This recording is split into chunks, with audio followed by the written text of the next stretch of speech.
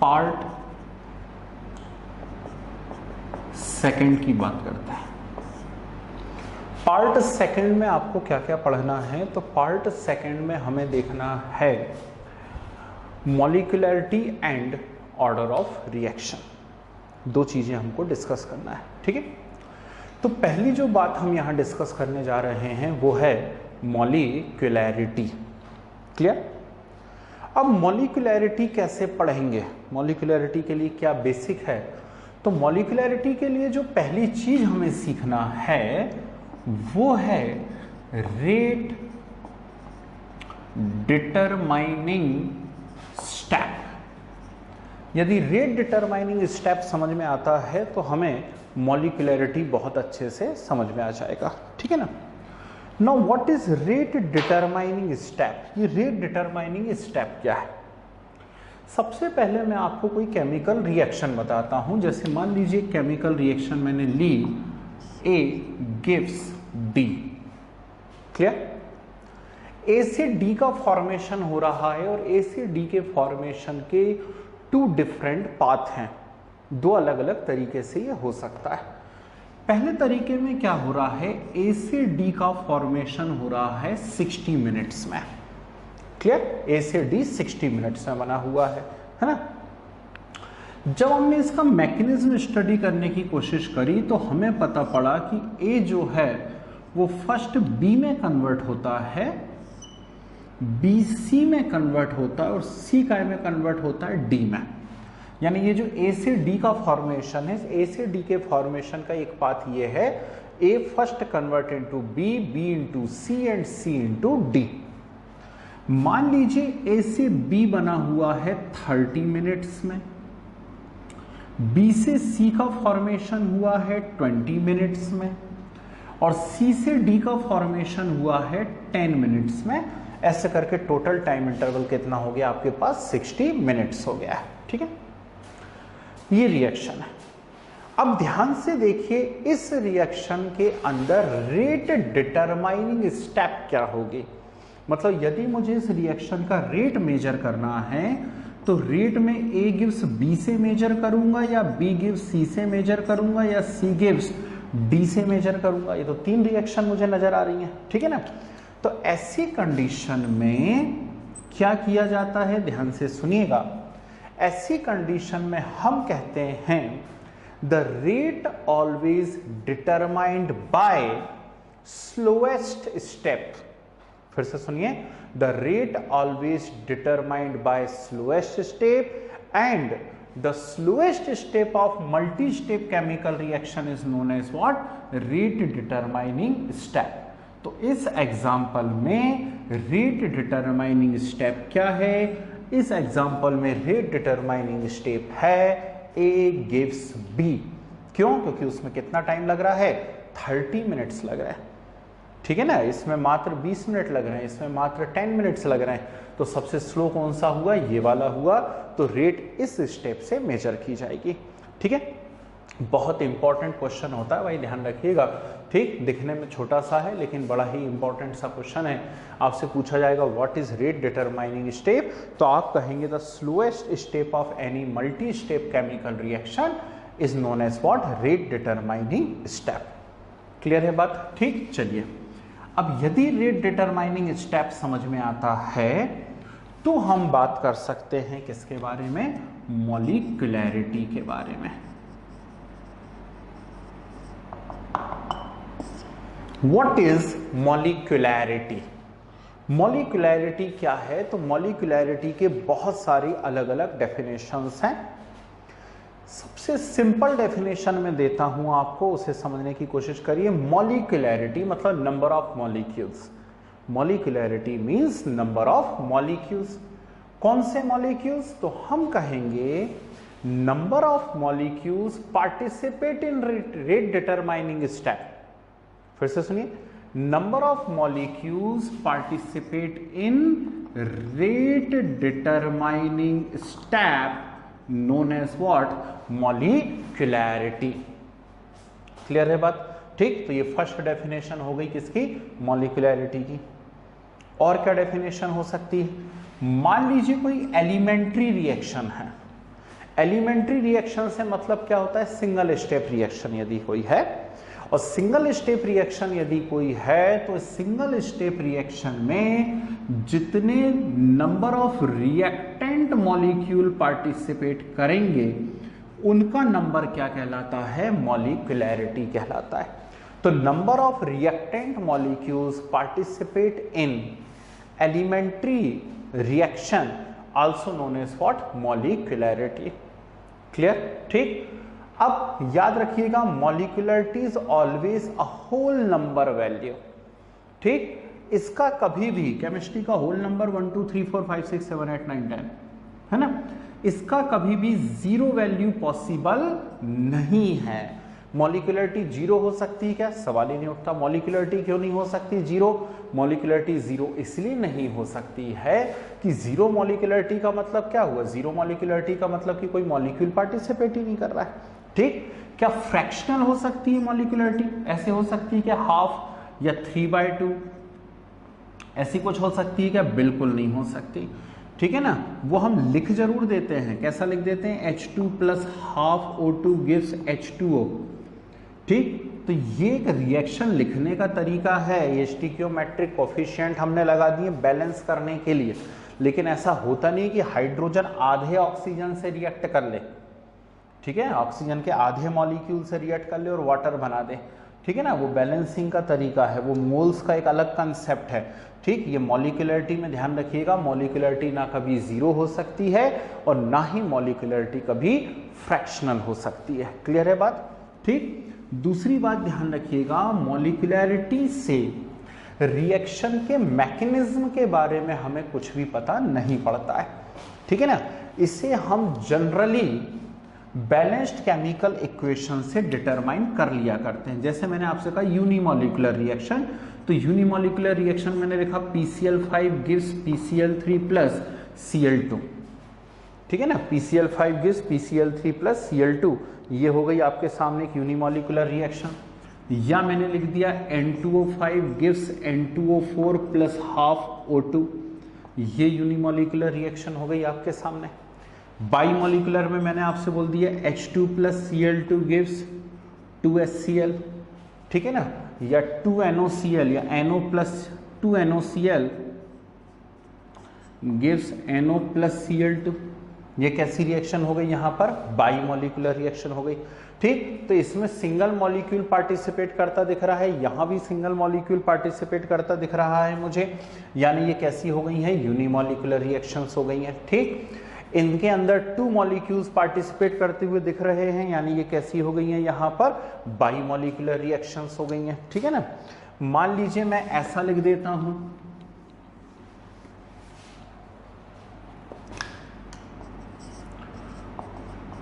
NO plus O2 gives 2NO2। अब कितने molecule participate करते दिख रहे हैं, 3, तो हम कह देंगे ट्राई मॉलिक्यूलर रिएक्शन है। आ रही है बात समझ में, ठीक है ना। अच्छा ऐसा लिख दिया जाए तो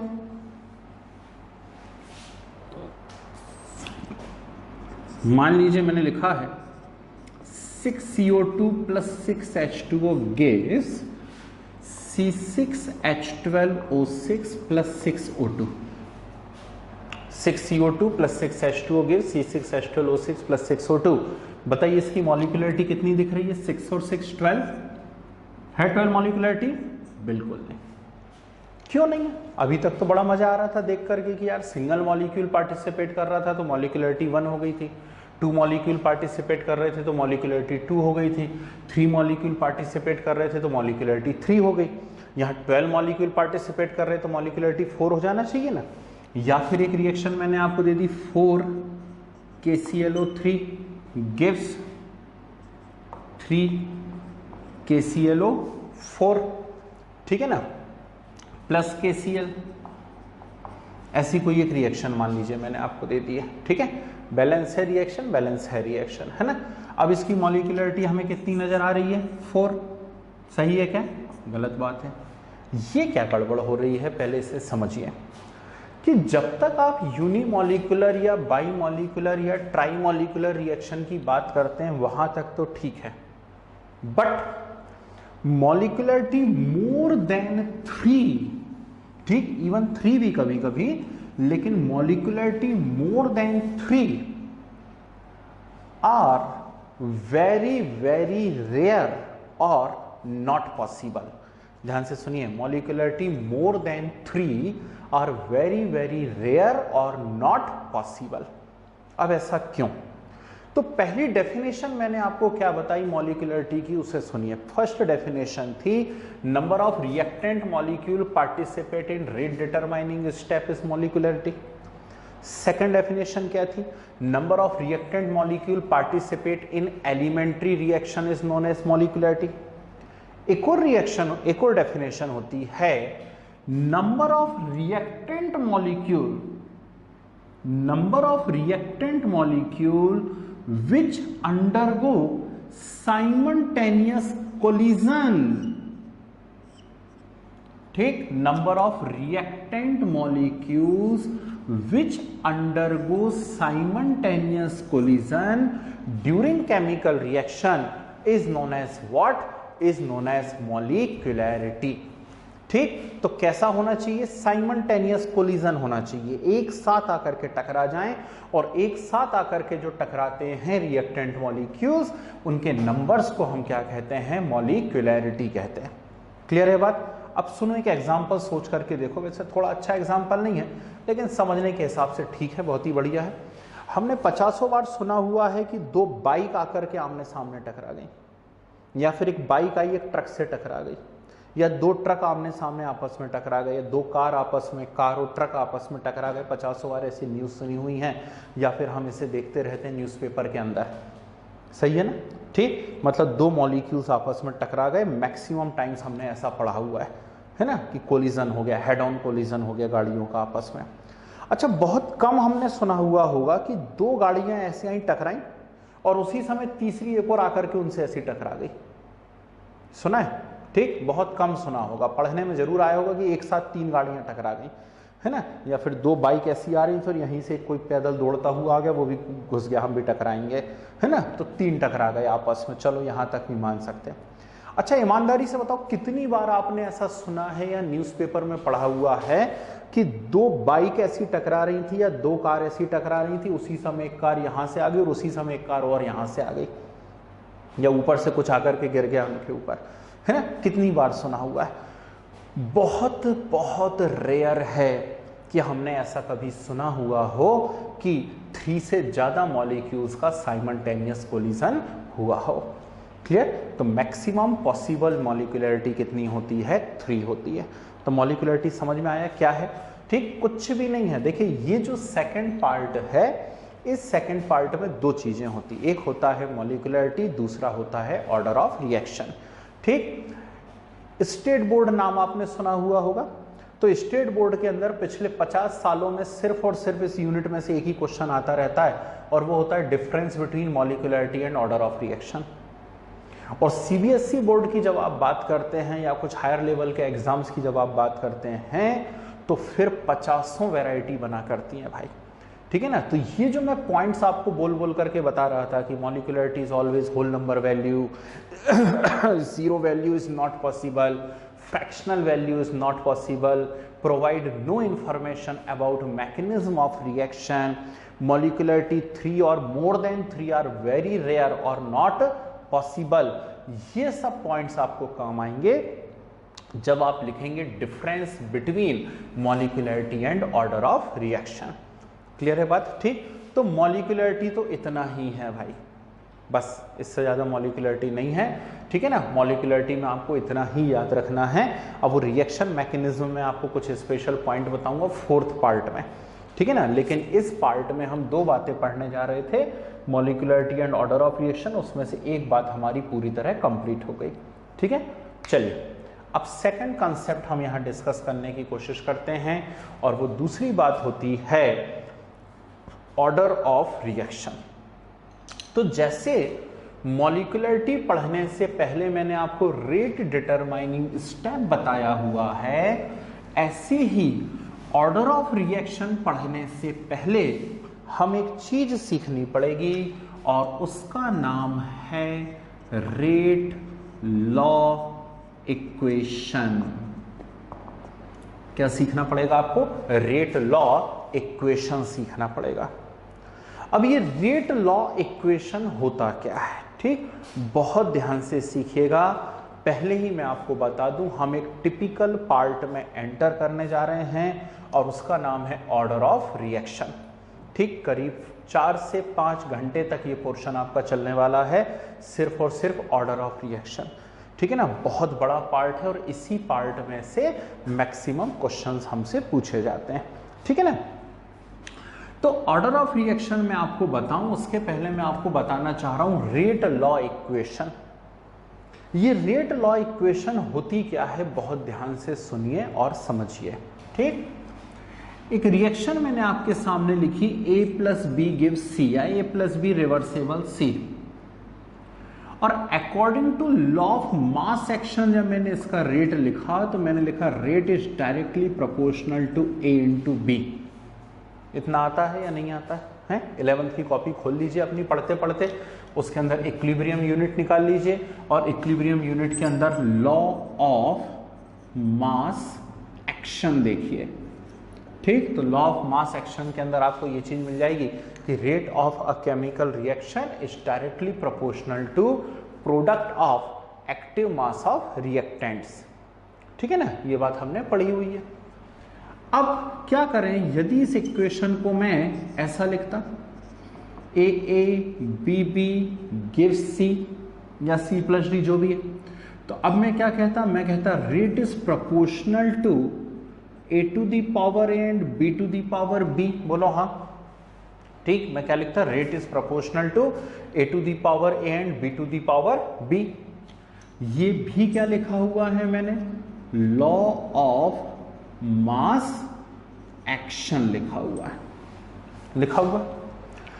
अब क्या हुआ कि गुल्डबर्ग और वाघे ने ये रिप्रेजेंट तो कर दिया लॉ ऑफ मास एक्शन, और उसमें स्मॉल ए और स्मॉल बी जो हैं, स्मॉल ए और स्मॉल बी स्टिक्योमेट्रिक कोफिशिएंट है या नंबर ऑफ मोल्स हैं ऑफ बैलेंस्ड केमिकल इक्वेशन, और उसी की उन्होंने क्या कर दी, पावर लगा दी। ठीक है ना, जैसे कि इक्वेशन में ऐसा लिखता 2NH3 gives N2 plus 3H2। तो इस इक्वेशन का यदि मुझे रेट लिखना चाहिए तो मुझे लिखना चाहिए rate is proportional to NH3 to the power 2। हाँ या ना? ठीक, लेकिन क्या हुआ, जब आगे एक्सपेरिमेंट किए गए तो ये पता पड़ा, ये प्रूफ हुआ कि ये जो पावर हैं, ध्यान से सुनना बात को, ये जो पावर है ये हमेशा इसके सिमिलर नहीं होती। मतलब जिस नंबर से आपने मल्टीप्लाई किया हुआ है ये पावर हमेशा उसके सिमिलर नहीं होती। यानी जरूरी नहीं है कि कैपिटल ए के ऊपर स्मॉल ए की ही पावर आए।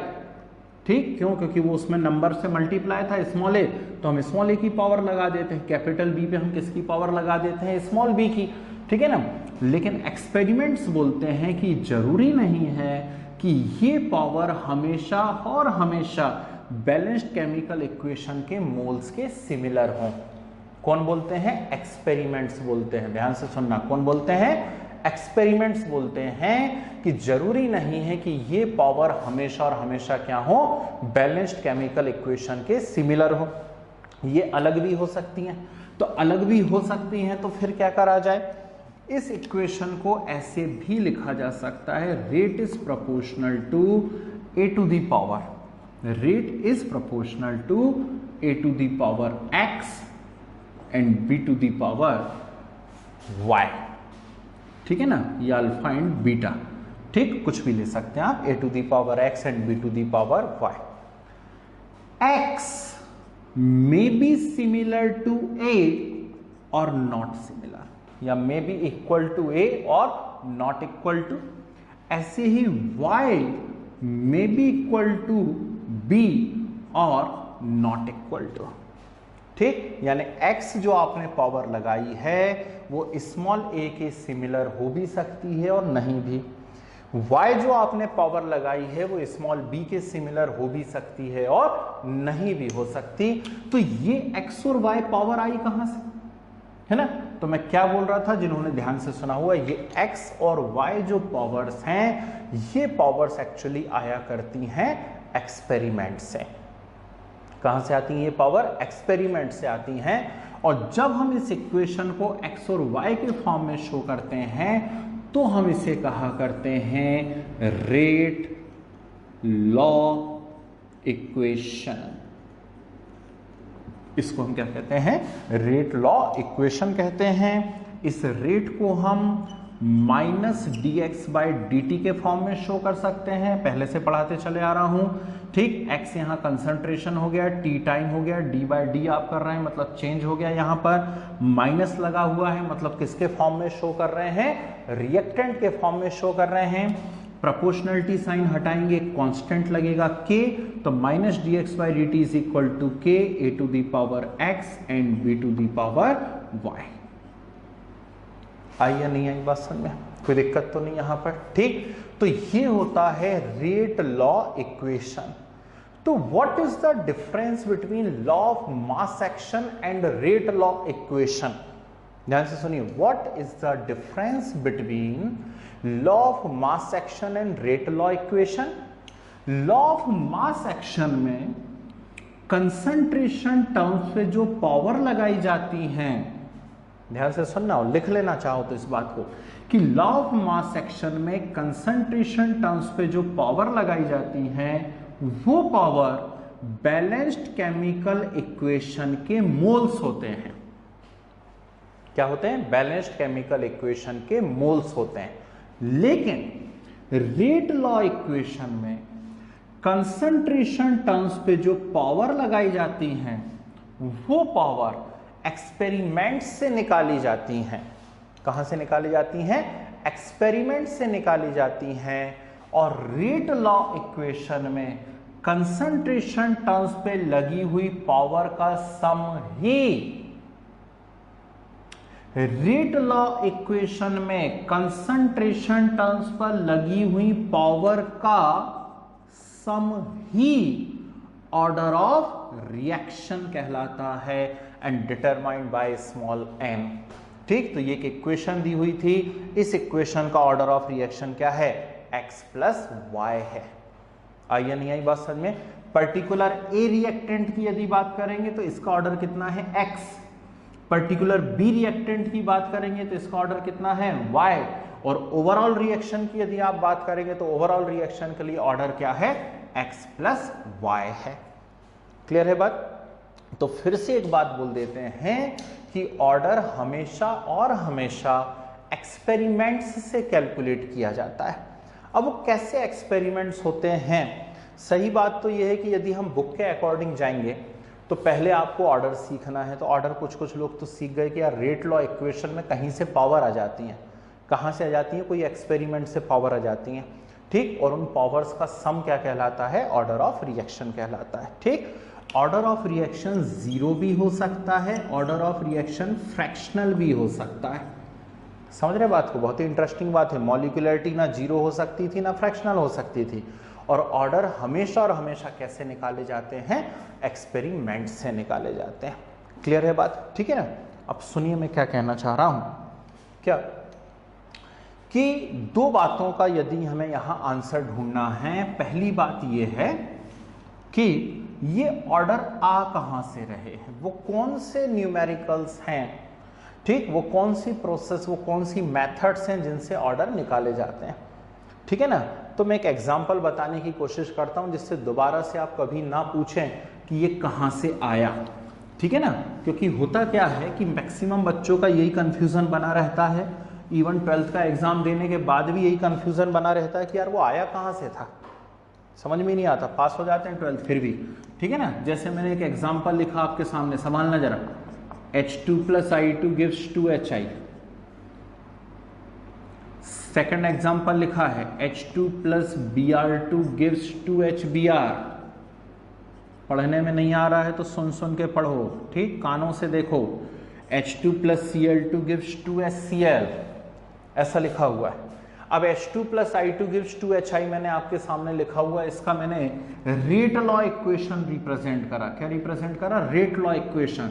तो उसमें रेट को हमेशा कैसे बताऊंगा? Minus dx/dt।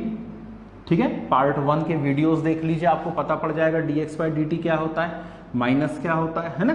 तो minus d x by d t is equal to k H2 into I2, यानी H2 टू दी पावर 1 और I2 टू दी पावर 1 लिख दिया। यहां पर मैं देख रहा हूं कि जो लॉ ऑफ मास एक्शन आना था बिल्कुल वैसा का वैसा कौन आया है, रेट लॉ इक्वेशन आया है। अब सेम इक्वेशन करवाई, यहां हेलोजन कौन था, आयोडीन, उसकी जगह हेलोजन कौन ले लिया है मैंने, ब्रोमीन। यदि ब्रोमीन हेलोजन ले लिया और इसके लिए मैंने रेट लिखने की कोशिश करी तो minus d x by d t is equal to k H2 to the power 1 and Br2 to the power 1/2।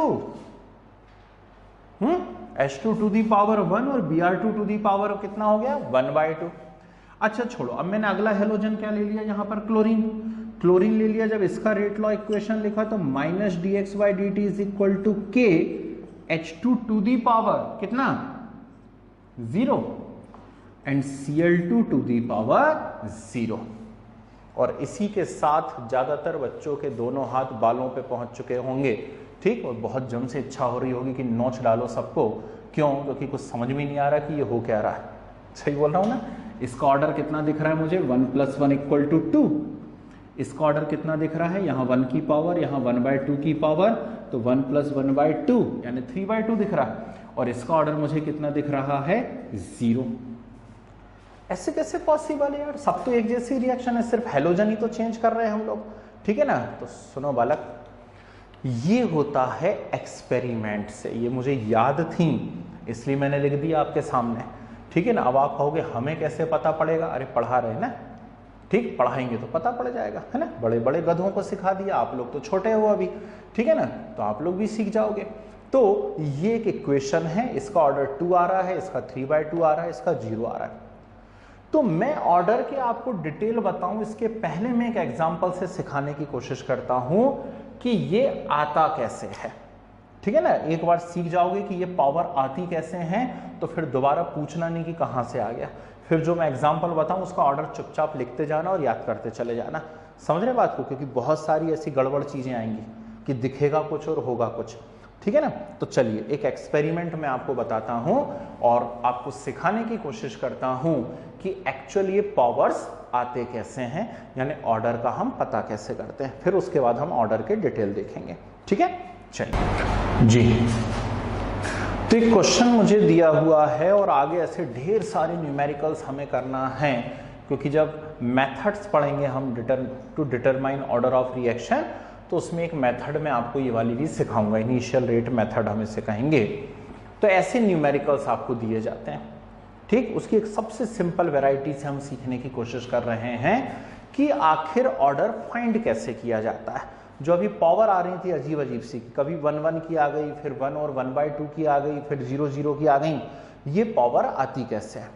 तो ये पावर आती है एक्सपेरिमेंट से। वो एक्सपेरिमेंट्स कैसे होते हैं, जैसे एक इक्वेशन है, इसमें ए और बी को रिएक्ट कराया गया है और उससे सी का फॉर्मेशन हो रहा है, ठीक है ना। अब इसमें क्या हो रहा है कि यहां पर जो इक्वेशन है उसमें ए के सामने तो 2 से मल्टीप्लाई दिख रहा है और बी के सामने कितने से मल्टीप्लाई दिख रहा है मुझे, 3 से, ठीक। तो मैं क्या इसी की पावर लगा दूं, नहीं, जिस नंबर से मल्टीप्लाई दिख रहा है यदि उसी की पावर लगा दोगे तो वो बन जाएगा लॉ ऑफ मास एक्शन। ध्यान से सुना करें, जिस नंबर से मल्टीप्लाई दिख रहा है यदि उसी की पावर लगा देंगे तो वो क्या बन जाएगा, लॉ ऑफ मास एक्शन बन जाएगा, ठीक। जबकि मुझे क्या लिखना है, मुझे लिखना है रेट लॉ इक्वेशन। तो रेट लॉ इक्वेशन में रेट यानी minus d x by d t is equal to क्या होता है, k A to the power p ले लेता हूं, B to the power q ले लेता हूं, मान लीजिए, ठीक है, A to the power p और B to the power q. अब ध्यान से देखिए, मुझे 3 अलग अलग रेट दी हुई हैं और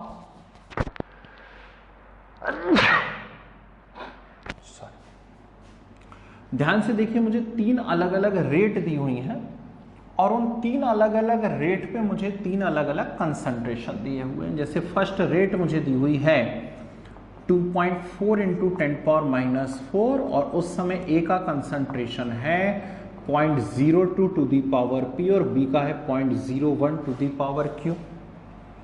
सेकेंड रेट मुझे दिया हुआ है 2.16 इंटू 10⁻³ उसके ए का कंसंट्रेशन है 0.02, पी का पावर लगा दीजिए, बी का कंसंट्रेशन है 0.03, क्यू का पावर लगा दीजिए।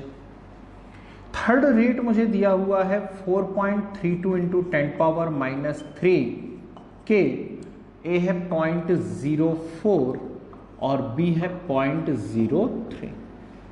समझ में आया?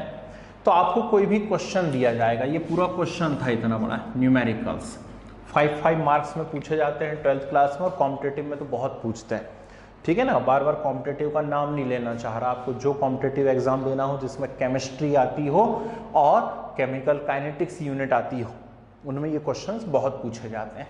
तो इन क्वेश्चंस को सॉल्व करने का तरीका क्या रहता है? इनको सॉल्व करने का तरीका रहता है कि आप रेट लॉ इक्वेशन लिखिए। जैसे ये रेट लॉ इक्वेशन आपने लिख दी, -dx/dt is equal to k a⁻p and b⁻q। ठीक, यही p और q मुझे डिटरमाइन करना है। क्यों? क्योंकि ऑर्डर तो यही है, a का ऑर्डर कितना है p, b का ऑर्डर कितना है q, और ओवरऑल ऑर्डर ऑफ रिएक्शन कितना है p + q। तो उसको डिटरमाइन करने के लिए मैं क्या करता हूं, इस इक्वेशन को सेट करता हूं। फर्स्ट रेट दी हुई है, उस पे ए और बी के कंसंट्रेशन दिए हुए हैं, लिख दिए मैंने। सेकेंड रेट पे दिए हुए हैं, थर्ड रेट पे दिए हुए हैं, तो ये हो गई equation first, second and third. Is it clear? ठीक है ना।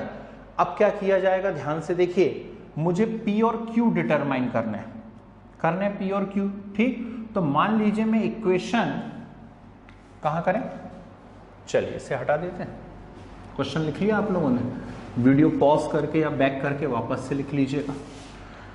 तो equation second divided by first, equation second divided by first, तो 2.16 into 10⁻³ upon 2.4 into 10⁻⁴ equal to k 0.02 to the power p 0.03 to the power q divided by 0.02 to the power p and 0.01 to the power q।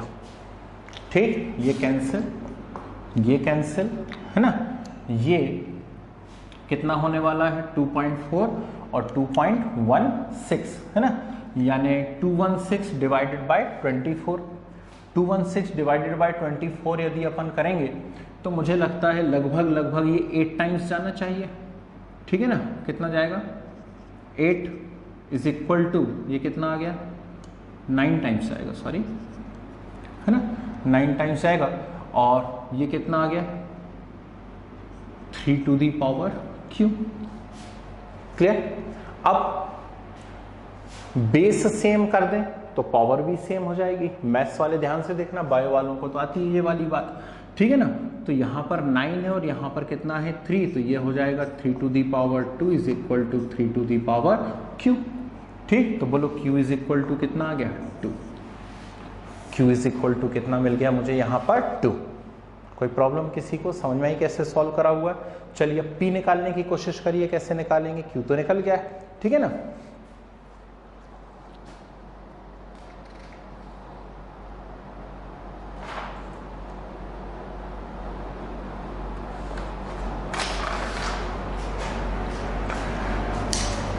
चलिए p निकालने की कोशिश करते हैं। तो p निकालने के लिए क्यों ना इक्वेशन थर्ड को सेकंड से डिवाइड कर दें, उससे ये सेम फैक्टर कैंसिल हो जाएंगे और ये वाला आंसर आ जाएगा। ठीक है भाई, तो यहीं कर दें। चलो अब इसको हटा देते हैं। Equation third divided by equation second, equation third divided by equation second, तो 4.32 इंटू 10⁻³ अपॉन 2.16 इंटू 10⁻³ और ये आ रहा है k 0.04 to the power p, 0.03 to the power q upon 0.02 to the power p and 0.03 to the power q। ठीक, अब ये वाला factor cancel हो गया, q वाला है ना, q वाला फैक्टर कैंसिल हो गया। ये क्या बच रहा है, यहाँ पे आ रहा है 2 इज इक्वल टू, ये भी क्या आ रहा है 2 to the power p। Clear? अब बेस कैसे हैं? सेम। बेस सेम है तो पावर भी क्या हो जाएगी? सेम। और पावर सेम हो जाएगी तो यहाँ पे 2 पे कुछ नहीं दिख रहा है, यानी कितने की पावर है? 1। तो P इज इक्वल टू कितना आ गया? 1। तो यदि हम इस पूरी रिएक्शन की बात करें तो देखिए जो इक्वेशन दी हुई थी उसमें कुछ और लिखा हुआ था, लेकिन जब हमने एक्सपेरिमेंट करे तब हमें पता पड़ा कि जो रिएक्टेंट A है उसके ऊपर कितने का पावर आ रहा है? 1। और जो रिएक्टेंट B है उस पर कितने का पावर आ रहा है? 2। ठीक, यानी A का ऑर्डर कितना निकला? 1, B का ऑर्डर कितना निकला? 2, और ओवरऑल ऑर्डर ऑफ रिएक्शन की बात करोगे तो 1 + 2 इज इक्वल टू कितना आ जाएगा? 3। क्लियर? तो समझ में आया ऑर्डर ऑफ रिएक्शन कैसे निकाली जाती है? तो ऐसे निकाली जाती है ऑर्डर ऑफ रिएक्शन। अब जब तक मैं सारे एग्जांपल्स ना समझा दूं, पूरी वैरायटी ना बता दूं मैं आपको, तब तक किसी के दिमाग में क्वेश्चन नहीं आना चाहिए कि ये कैसे आ जाता है। क्यों? क्योंकि मैं आपको क्या क्या सिखाऊंगा? First order, second order, third order, fourth order, zero order, pseudo first order, fractional order and pseudo order. इतनी सारी चीजें बताऊंगा और उसमें किसी में भी आपको इक्वेशन देख के पता नहीं पड़ेगा कि ये कैसे आ रहा है। वो सारे एग्जांपल्स आपको याद करने पड़ेंगे, ठीक है ना? क्योंकि बार बार आप साइंटिस्ट तो हो नहीं कि एक्सपेरिमेंट कर लो तुरंत वहीं बैठे बैठे कॉपी में और आंसर निकालो, है ना? तो वो एग्जांपल्स आपको याद करने पड़ेंगे। ज्यादा एग्जांपल नहीं है, ठीक है ना? तो आप याद कर लेंगे उतना एग्जांपल, ठीक है? चलिए,